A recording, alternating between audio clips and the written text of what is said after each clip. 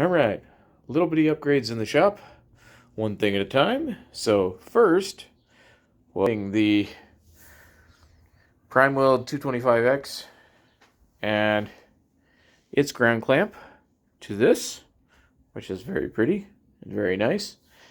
And entertainingly enough, we upgraded the ground clamp to the Blue Demon 140, and we just swapped the ground clamp from the primeweld.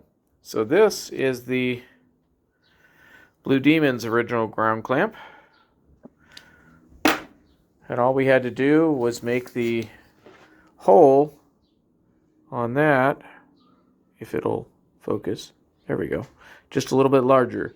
So now the Blue Demon is using the primeweld's ground clamp, and the primeweld is using that prettiness. Ta-da!